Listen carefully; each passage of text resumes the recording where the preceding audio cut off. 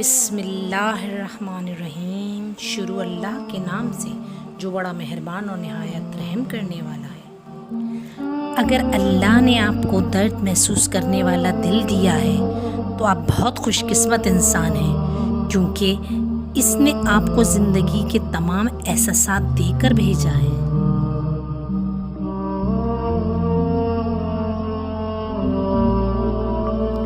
جس طرح شبنم کے قطرے مرجھائے ہوئے پھولوں کو تازگی بخشتے ہیں، اسی طرح اللہ کا ذکر مایوس دلوں کو روشنی بخشتا ہے۔ جو لوگ ہر چیز اللہ کے ہاتھ میں تھما دیتے ہیں وہ ممکنہ طور پر ہر چیز میں اللہ کا ہاتھ پائیں گے، کیونکہ فکر وہاں ختم ہو جاتی ہے جہاں ایمان شروع ہوتا ہے۔ ایک نفرت ہی ہے جسے دنیا چند لمحوں میں جان لیتی ہے، ورنہ چاہت کا یقین دلانے میں تو زندگی بیت جاتی ہے۔ مضبوط لوگ خاموش رہتے ہیں، کسی سے شکایت نہیں کرتے۔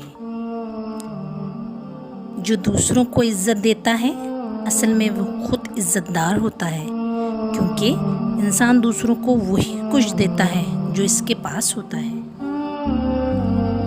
تھوڑے میں خوش رہنا سیکھو، کیونکہ زیادہ کی چاہ تم سے تمہارا سکون چھین لے گی۔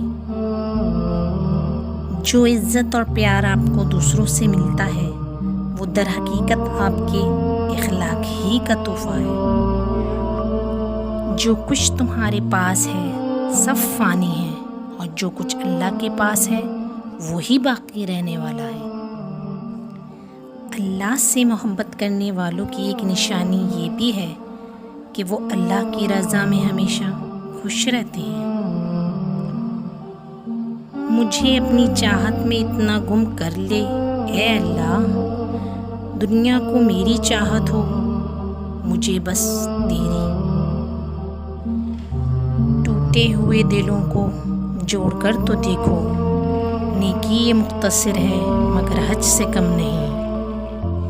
ایسے بنو کہ تم نہیں بلکہ لوگ تمہیں کھونے سے ڈریں۔ دوسروں کے لیے اچھا سوچو گے تو اللہ تعالیٰ تمہارے لیے راستے بنا دے گا اور مشکلیں آسان کر دے گا۔ کچھ لوگ گلابوں کی طرح ہوتے ہیں، ان کا نام لیتے ہی ہمارے ارد گرد خوشبو پھیل جاتی ہے۔ قرآن پڑھو تو دل بدل جائے، نماز پڑھو تو چہرہ روشن ہو جائے۔ کتنی دلکش ہیں رسول پاک کی سنتیں، عمل کرو تو زندگی سنور جائے۔ ہم نفرتوں کے اس قدر عادی ہو چکے ہیں کہ محبتیں بانٹنے والوں کو بھی شک کی نگاہ سے دیکھتے ہیں۔